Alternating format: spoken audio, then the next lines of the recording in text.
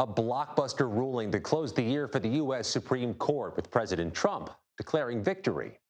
Inside Iran, a unique view from our CBS News team in Tehran 1 week after the bombings there, and a pivotal working weekend in the U.S. Capitol. Can Republicans salvage the president's prized, enormous bill that extends tax cuts, threatens Medicaid for some people, and makes trillion-dollar changes inside the government?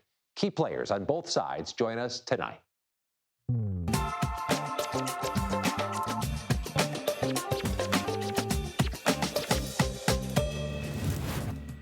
Hi, I'm Scott McFarland in Washington, sitting in for Major Garrett, and welcome to the Takeout. There are few better feelings in life than avoiding a traffic jam, or when all those traffic lights ahead of you suddenly go green and the road is open. President Trump today had the swagger and the smile of someone who just escaped what he believes was a traffic jam in the courts. A landmark Supreme Court ruling by the Supreme Court surrendered some of the judicial branch's own power, making it more difficult for judges to issue nationwide halts to presidential orders that could be considered unconstitutional. An exhaustive 119-page ruling was followed by an exhaustive news conference with the president touting his victory and his new open road.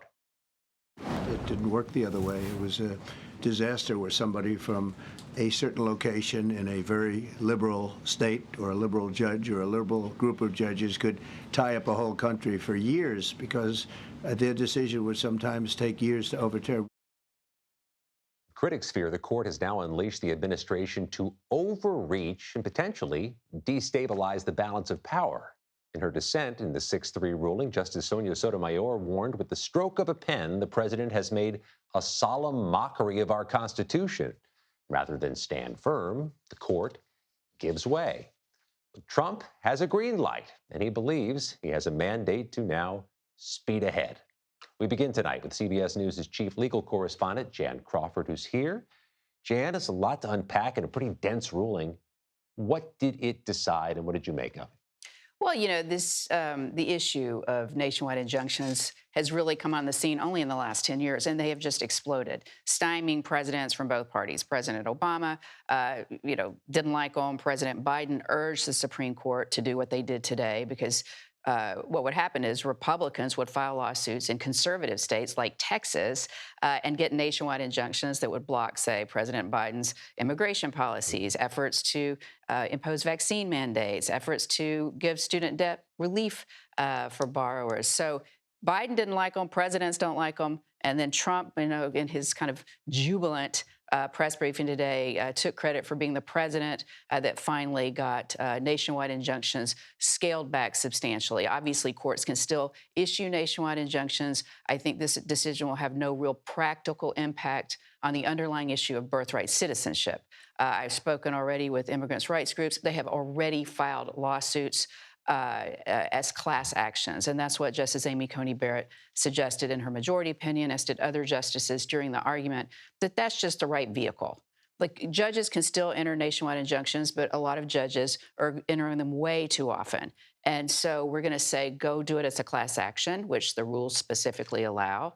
And you can have class actions in those cases. And this case seems uniquely situated for a class action. So I think the immigrants' rights groups knew this was coming. They filed these lawsuits within, hours of the court's ruling, and they are confident that this executive order will never be implemented. In that case, assuming that these class action lawsuits have the effect they're desired to have, where does the battle over birthright citizenship go from here? This, as you know, was obviously not about the merits of birthright citizenship, and Trump has lost that argument at every turn in the lower courts. It's blatantly unconstitutional. Judge after judge after judge has ruled.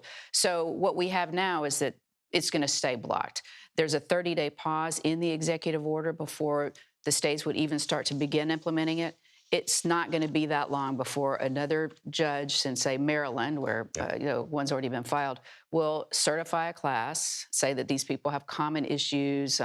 They're uniquely situated to go proceed together. Perhaps all pregnant women who are here illegally, and that would do the same thing as this, one judge just extending his ruling nationwide in a different way. This is an important case for legal process. I think practically speaking, it may not really change the fact of birthright citizenship is going to stay blocked. But why Trump was so jubilant today, I think, was because this will help him clear the way for some of these other rulings that lower court judges have also issued nationwide injunctions for other executive orders that aren't as clearly unconstitutional. I mean, some of these judges have overstepped their bounds. We have seen some of these nationwide injunctions be reversed or be set aside. And so I think that's where the White House, you could tell, they didn't really want to talk about birthright citizenship, but that's where they were keeping their focus. It's a green light to do some of these other executive orders. Great work today and great work all term. Oh, thank you. Last day, I know. It's like Game 7 of the NBA Finals. You know, let's got through it, I guess. Feels like a real Friday, doesn't it? I know. It's a bit of a hugely significant term. There were a ton of important rulings today. They always save the difficult ones for the end, and this term was certainly no exception. Jane Crawford, thank you very much. Let me bring in former Deputy Assistant Attorney General Tom Dupree to give us some analysis here. Tom, I want to talk a bit about this other case, this case out of Maryland on LGBT lessons. Give me an idea here, what you think the takeaway is from that case and the implications of that case. Sure, Scott, this was a very important case, but probably the least surprising outcome of the term. We could tell from the argument that the justices were inclined to side with the parents in this dispute, which basically concerned whether or not the parents had a right to opt their children out, their elementary school-age children out of courses or classes or lessons that involved LGBT-themed books and materials.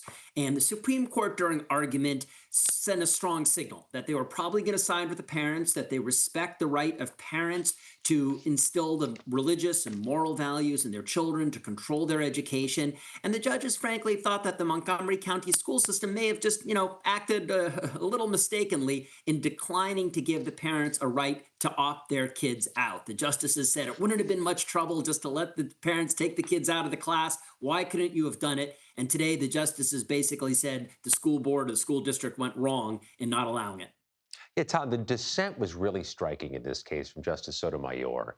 And I'll add that this very thick ruling had images of some of the books in question, including the pages about same-sex marriage, gender dysphoria, which may have had some effect on the justices. But the dissent from Sotomayor says, what are schools to do if a parent wants to opt out because they don't want their children to learn about a female scientist or evolution or something that's politically against their political values? Does this put a burden on schools moving forward? I think it does put a burden on schools. Look, I think Justice Sotomayor's dissent made a reasonable point, which is to say, if you are going to allow parents to opt their kids out of these types of lessons, where does it end? To your question, you could identify a whole host of areas, maybe some science materials, maybe some history materials, where the parents say the lessons in those materials are contrary to the values I'm trying to instill in my children, so I want to opt my kids out. So it absolutely could have the effect of really increasing the administrative burden on schools to give parents notice when controversial material might be presented and to set up a system in which the parents would be allowed to opt their kids out of any of those classes. So I think Justice Sotomayor has a fair point. Certainly, if this decision is read broadly to encompass all sorts of controversial materials, could make life more challenging for school districts. Tom, as Jan just said, it is a moment to exhale with a Supreme Court session ending for the year. What's your view of this session this year in the U.S. Supreme Court? What's the big takeaway? I think the big takeaway is we saw a lot of cases that really involved the powers that are vested in the different branches of our federal government. I think that was clearest in today's momentous decision on the nationwide injunctions, where in that case, as in many cases this term, the Supreme Court was really policing the boundaries between the power of the executive branch, the power of the president to act, to execute the laws of the United States, vis-a-vis the powers of the other branches, the power of Congress to enact spending requirements, the power of the purse, and also the power of the judiciary to stop the president or to stop Congress when those branches overstep their bounds. I think the decisions the court made today may have significant and will have significant practical impact in the particular dispute, such as birthright citizenship. But I think their long-term effect will be more enduring, because what the court did this term was, in many key respects, really reset the balance between the powers that the president can enact, that can execute, versus the powers of the courts and the powers of the Congress. Tom Dupree, good to see you again. Have a good weekend. Great to see you, Scott. Thanks so much. All right, let's turn now to the Middle East, where Iran's foreign minister admits U.S. bombs inflicted serious damage to the country's nuclear sites. Face the Nation moderator Margaret Brennan spoke with Rafael Grossi, the Director General of the International Atomic Energy Agency, about the status of Iran's nuclear program. There is an agreement in describing this as a very serious level of damage. It's clear that what happened, in particular in Fordow, Natanz, Isfahan, where Iran used to have and still has to some degree capabilities in terms of treatment, conversion, and enrichment of uranium, have been destroyed to an important degree. Some is still standing. So there is, of course, an important setback in terms of those capabilities. This is clear. The important thing is what are the next steps? Our MTS TAB is in Tehran with the latest. I spoke with him just a short while ago. MTS, you have this unique access on the ground in Iran. What are people telling you about their concerns or their fears? Yeah, thanks for having us. Look, Iran is a difficult place to report from. We are, of course, invited by the Iranian government, but they are very clear as to where we can go and what we can do. But of the people we have been able to speak to, they've told us that they've just endured 12 days of war in which over 600 people were killed, neighborhoods were badly devastated, and they tell us that while they are very afraid, they're also feeling a real sense of unity with each other. This is a bitterly polarized society. Some people want reform, other people are described as hardliners, but what they all can agree on is that they don't want to be bombed by a foreign country. They want to decide for themselves what the future will be for Iran, and that is not to be bombed by any other state. Are they cynical this ceasefire is going to hold? I think there's deep concern about what could happen next. The reality is there's very little trust in Israel here in Iran. Many fear that Israel will look for some sort of pretext to carry out strikes against this country. But again, people are telling us that they will continue to resist any outside forces, that whatever struggles Iranians may face within their borders is something that they want to work on together. But again, there is a very deep concern here that this ceasefire, which has been described as fragile, is just that. Can you tell if people there are getting outside voices or if they're only able to consume curated, sanitized information? Yeah, it's pretty difficult to get outside information. In fact, up until yesterday, most of Iran's internet was shut down, bar the use of some messaging apps. It was really difficult to get on any websites, and we know that that has been easing. Now, of course, there's state media here, but again, getting access to information elsewhere isn't always easy, but Iranians are quite industrious people. They have figured out ways to get information from other countries and other news sources. But again, many Iranians are looking within their country, looking at what they describe as a trauma that they've endured collectively, and are trying to figure out a path forward, a path that doesn't see war on the horizon. Just superb work there this week in Iran. MTS, thank you very much. Thanks for having me. Still to come, President Trump ends trade talks with Canada. We look at the potential ramifications. And I'll speak with Texas Senator Ted Cruz, his reaction to today's Supreme Court rulings. And Democratic Congresswoman Sarah McBride, her views on the budget bill and threats to lawmakers' safety. That's just ahead on The Takeout.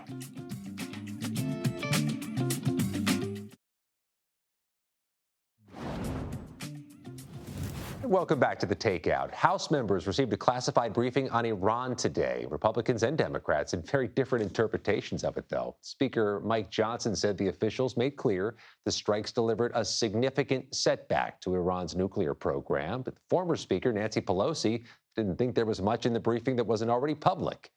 Delaware Democratic Congresswoman Sarah McBride joins us here in the studio. Nice to have you here. Thanks for having me. First-term Democrat from Delaware who was in the briefing. What'd you make of it? Well, first off, I think there are two important points that Democrats and Republicans are largely united on, and that is, one, Iran cannot have a nuclear weapon. That, two, the valor and the skill of our service members is beyond question, including in this operation. I don't think any of us differ on the end goal here. I don't think any of us differ on the quality of the service members who executed this mission. What we have questions about are the process that led up to the decision for U.S. military action and the process moving forward. It is clear that this administration has stonewalled Congress. It's clear that they are trying to silence dissent within the intelligence community, not just on the question of Iran, but across issues over the last several months. And I think it raises serious questions about the decision-making of this administration and the reliability and trustworthiness of this administration and how we move forward from here. And I think given the consistent breach of trust between the public and the administration and Congress and the administration, it's critical that we assert our authority and that no military action can happen moving forward without our involvement. And I will just say that I think I'm heartened that I think Democrats and Republicans want to pursue a diplomatic solution to guarantee that Iran does not develop nuclear weapons. It's the only way we can genuinely guarantee that they don't. And I hope that the last couple of weeks don't undermine the path toward a diplomatic solution. Before there was a ceasefire, there was some bipartisanship on this call for Congress to reassert the authorization of military force you just referenced. But now that there's a ceasefire that seems to be holding, it seems like there's a muted energy behind getting that vote for an authorization of military force. Are you still hearing that among members of the Democratic caucus, or is that quieted down? Well, look, I think it's good that there's a ceasefire. We hope that it holds, and we hope that we're able to pursue a diplomatic solution here. But I think the concern remains that this administration requires all administrations require, but this administration in particular continues to require congressional oversight. Republicans in Congress consistently are abridging their responsibility to provide oversight of this administration, including in this context. And I think we're still eager to see action that guarantees that Congress fulfills its constitutional and I think moral obligation to provide oversight. I'm going to pivot to this big spending bill that's going to consume the U.S. Senate over the weekend. There seems to be some log jams that have formed. We know you've opposed what's been put forward. Give us the top lines right now, what you see that Democrats are opposing. What are the key tentacles of this that you oppose? Well, I think that the bill is obviously still in a state of flux in the Senate. But what's clear is that Republicans in Congress are hell-bent on cutting health care for millions of Americans in order to just partially pay for tax breaks for billionaires. You know, we're seeing some of the senators on the Republican side who initially said that they opposed cuts to Medicaid, now saying that they just want to go back to the House Republican bill. That is still a bill that would result in the loss of health care for more than 10 million Americans. Draconian, dangerous, and deadly cuts that would result not just in the largest cut in Medicaid in American history, but the single largest evisceration of health care in American history, period. And again, it's all to just partially pay for tax breaks for billionaires. This bill explodes the deficit. It rips health care away from people. And we'll see what happens with Republicans in the Senate. We'll see if they can square the circle and reconcile the seemingly irreconcilable promises they've made to different factions within their caucus. I won't hold my breath waiting for Republican members of Congress to stick by their principles. Is it possible they do box you in opposing this because you'd therefore be opposing the tax cuts that are extended as part of the bill? They could paint you as somebody against tax cuts. Well, we've made clear from the start that we are open to a bipartisan solution that makes permanent or perpetuates the common sense tax cuts that were included in the 2017 bill. But this goes far beyond that. And it's clear that the American people are on our side. Not only do the polls consistently show that the American people are overwhelmingly against this legislation, but the calls that I get from Delawareans who are scared about the impact on healthcare, on food assistance, on basic government services that they fear, and rightfully so, would be the outcome of this legislation, shows that the American people see through this. We've been open to bipartisan solutions. Republicans chose a dangerous partisan vehicle for this. And the American people and Democrats in Congress, I think, are consistently and united in opposition to it. Just a moment left. We had services for the two murdered Minnesotans in Minnesota today. What level of concern, how high a level of concern do members of Congress have about personal safety at this moment in time? First off, the tragedy in Minnesota is beyond words. I know all of us, our heart breaks for the family members of those killed, to the lawmaker and his spouse who are recovering. And it reinforces the danger that comes from the toxicity and division in our politics in this moment. And I think there is real fear among elected officials at every level about the rise in political violence. And it's important for us to not only speak out against it, but to make sure that we have appropriate protocol in place, appropriate security to protect the safety of elected officials, staff, everyone who enters the Capitol. Do you have enough right now? No, and I think Leader Jeffries has met with Speaker Johnson, and I do believe that there's some momentum moving forward to address that. We haven't seen the proposal yet, but we certainly need it, and that's not just in our interest, that's in the interest of all Americans, because we cannot have a democracy if anyone is opting out of running for office or serving in public office because they fear for their safety. Congresswoman Sarah McBride, thanks for joining us. Have a good weekend. Thanks for having me. Excuse me, with dealing with everything we have to do with, look, if we finally beat Medicare. Remember that moment from former President Biden and President Trump's first and only debate in the 2024 election cycle. And believe it or not, though, that happened 1 year ago today. Ahead, we'll look back at that event and the chain of events that followed. You're watching The Takeout.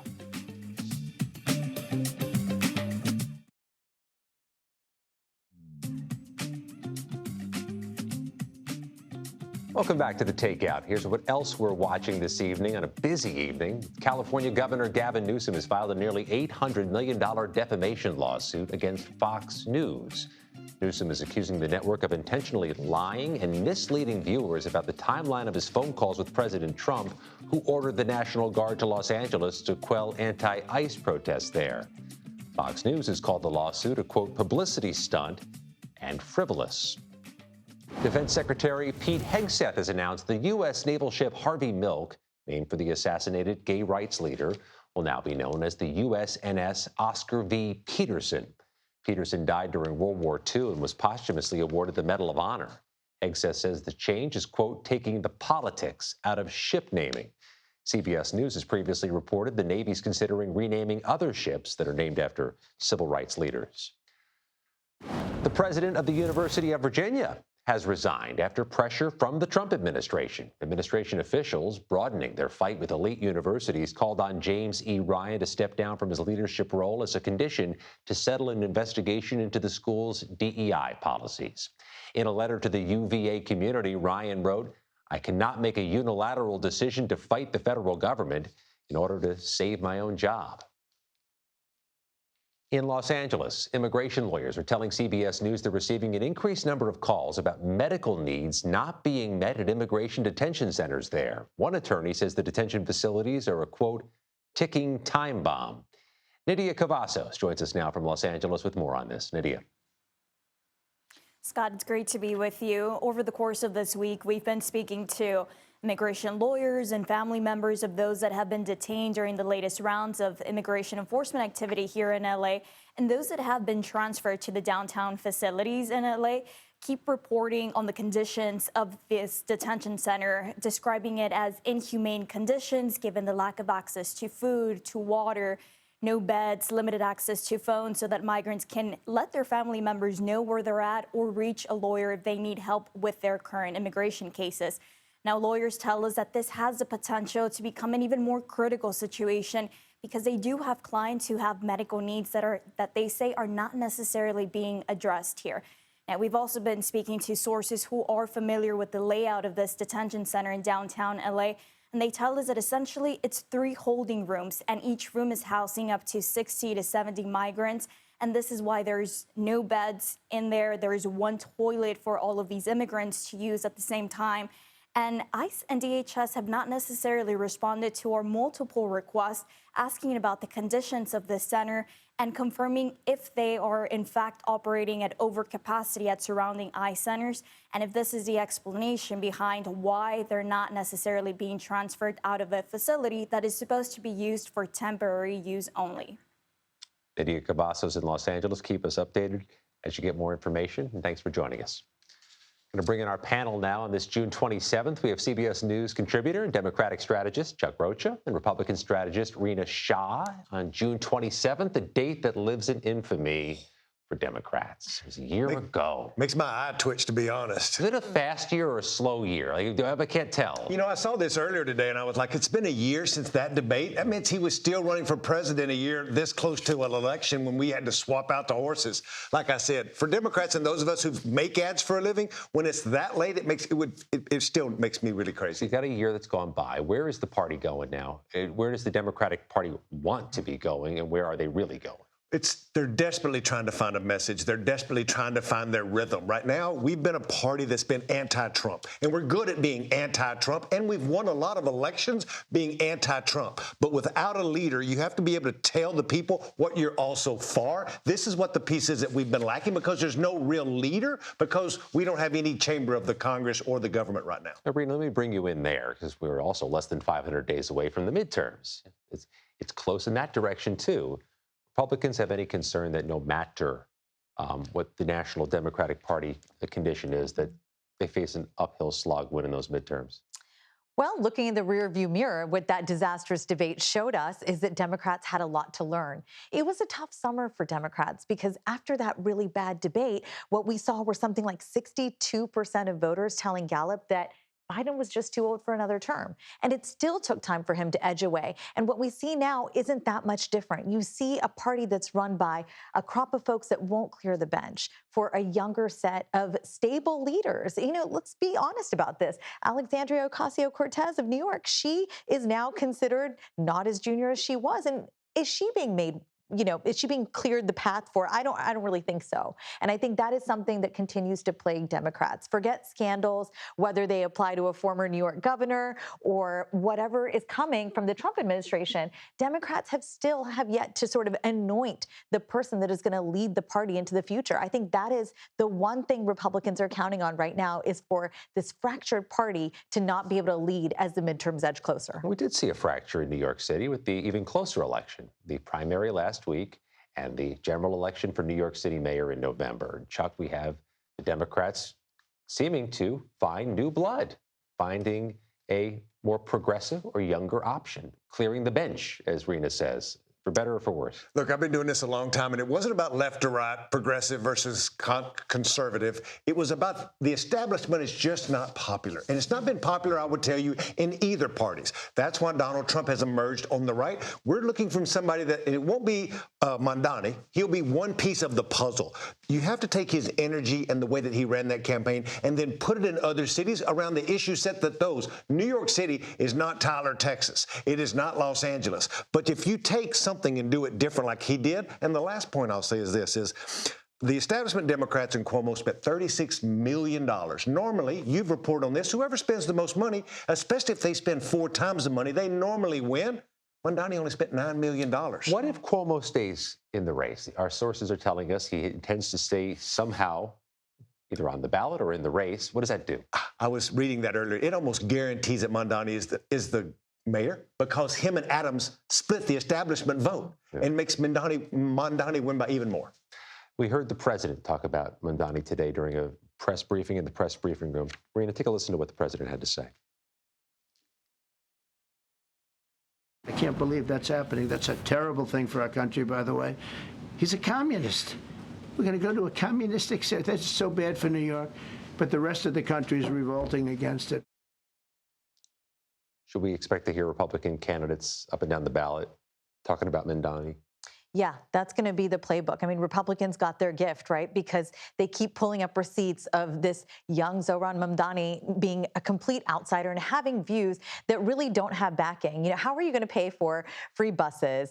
Rent freezes are one thing. Those are wildly popular. But free grocery stores even, universal childcare, which I quite love as a mother. But look, New York City is a city that craves stability. And I think that's what Andrew Cuomo thought when he threw his hat in the ring. He thought, I did it for New York State during a really disastrous time, and I can do it for this city. What he didn't expect, though, is that you're going to have a guy with these vibes that essentially appeal to all those who are frustrated with the establishment. At the end of the day, 72% of Democratic primary voters said the city was on the wrong track. That means something big, and that is what Mamdani actually has an opening to continue to have momentum into the fall with.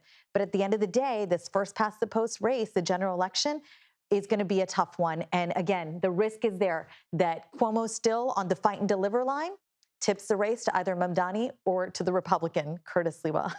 It is noted, though, he was talking about groceries and childcare and affordability, and it seems to resonate for both parties when they do it right. Chuck Rocha, Rena Shah, thank you both. Thank you. Thank you.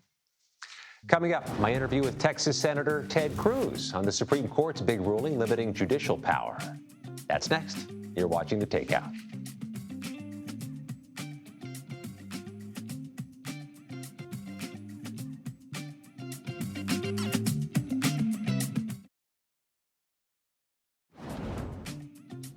As we discussed earlier this hour, the Supreme Court has handed President Trump a major victory today by issuing a ruling that limits judges' abilities to rein in his executive orders. Earlier, I spoke with Texas Republican Senator Ted Cruz. Hey, Senator, this Supreme Court ruling comes just a few months after you introduced a bill that would prevent some children of immigrants here unlawfully from getting citizenship. Tell us about that bill, and is this ruling having any impact on what you're trying to do legislatively? Well, the Supreme Court's decision was a landmark decision today. The most important part of the ruling is that the Supreme Court, with a 6-3 vote, reined in the abuse of nationwide so-called universal injunctions. And we've seen the first 5 months of the Trump administration, we have seen an absolute onslaught of Democrat state attorneys general and left-wing activist groups going and seeking radical activist single district judges who one after the other have been issuing nationwide injunctions. And I'll tell you, Scott, it's amazing. In the first 5 months of this year, there have been more nationwide injunctions issued against President Trump than there were in the entirety of the 20th century. There have been more in the last 5 months than there were in all 8 years of President George W. Bush, all 8 years of President Barack Obama, and all 4 years of Joe Biden. And the Supreme Court today said enough is enough. This is not legal. A district judge can decide under the Constitution a case or controversy before them and can issue a ruling that is binding to the parties, but one judge in Massachusetts or California doesn't have the power to bind all 330 million Americans. That's a real victory for democracy, because you were getting rogue judges putting their own policy preferences in front of the agenda that President Trump was elected to implement and to carry out the will of the people. I do want to ask you about injunctions in a moment, but about your bill. Yeah. To legislatively change birthright citizenship. You still press forward with that? Absolutely. And listen, birthright citizenship is a policy that doesn't make any sense. And what we have right now is it is a magnet for illegal immigration. The current law has been that if someone crosses over here illegally and they have a baby, that baby is automatically a U.S. citizen. That's not the case in most countries on earth, and it's bad policy. We should not be incentivizing people to break the law. And so I have long supported ending that policy, and ending that policy through whatever vehicle you need. There are some legal scholars who argue you need a constitutional amendment. There are others who say you can do it through legislation. President Trump is trying to do it through executive order. Through whichever vehicle you use, I think the policy is not a policy that makes sense and so it should be changed. You mentioned the number of injunctions, the historic number of injunctions this year. The critics of the administration say that maybe because the president has tried so many new, novel, unprecedented things. Do you have any concerns, as Justice Sotomayor said in her dissent, that a Democratic president could come in, send agents to everybody's door, take their guns, and say, you can't stop me with an injunction, that a Democratic president in the future is now newly in power? So let's be clear. We had 4 years of Joe Biden who was utterly lawless. If you look at what he did on the southern border, he said, I don't care what federal immigration law is. I'm going to let everyone come into this country illegally. I'm going to let murderers and rapists and Venezuelan gang members come into this country illegally. If you look at Joe Biden, he also issued an order that purported to forgive over $1 trillion of student loans. He had no legal authority to do that, and the Supreme Court struck it down. He issued another order that purported to force millions of Americans to take a COVID vaccine, even if they chose not to. He had no authority to do that. That was struck down. So when it comes to abuse of power, there's never been an administration that has abused power at the level that Joe Biden did. And I'll say that you started by saying, well, gosh, the Democrats say there have been so many injunctions just because Trump is so bad. I'll point out that of these nationwide injunctions, 85% of them have come from 5 districts. The Democrats know exactly who they're going to. They're going to the radicals on the bench that Joe Biden put there, that Barack Obama put there, and they were seeking people who were partisan activists, not judges who will follow the law. And I'm very glad the Supreme Court, in a clear 6-3 decision, said this is an abuse of power, and we're going to respect the will of the democratically elected political officers and not unelected judges trying to set policy for the entire country. You therefore think Republicans will be less likely to go to that northern district of Texas in your home state where they think that they have the best chance to win cases? Well, listen, I will say the federal judges in Texas, I think, are the finest federal judges in the country. I played a very active part in helping President Trump nominate and confirm those judges. And I think in many ways that's the most significant legacy of the first Trump term, are constitutionalists on the court. But, Scott, I will say there's a real difference. When Democrats put people on the court, they're looking for partisan activists who will implement their own preferred public policy. When Republicans are doing it, I'm not looking for a right-wing activist to mandate right-wing policy outcomes. I want a judge who will follow the law. I want a judge who will follow the Constitution. That is something, unfortunately, Democrats have long set aside in any intent to defend the First Amendment, defend the Second Amendment, defend religious liberty. Those are not priorities for judges nominated by Democrats. Instead, they're interested in partisan outcomes. That's why you've seen so many of these nationwide injunctions. I have time for one more question, Senator. The author of this decision we're talking about is Justice Coney Barrett. Yeah. What do you make of how she's doing so far? Look, I think this decision was a landmark decision. It is by far the most consequential decision Justice Barrett has written. I thought this would be the outcome of this case. I do a podcast every week called Verdict with Ted Cruz. This is the outcome I predicted. But I will say this, the opinion was stronger and clearer than I had anticipated. It's a real victory. And I think Justice Ketanji Brown Jackson wrote a dissent that was all but unhinged. And I think that really showed the contrast between judges and justices who are following the law versus judges and justices that are seeking a partisan outcome. The Russell Senate building with us, Senator Ted Cruz. Thank you. Thank you. Changes are coming to the National Suicide Hotline, impacting LGBTQ youth. We'll ask the CEO of the Trevor Project about the end of Dial 3. You're watching The Takeout.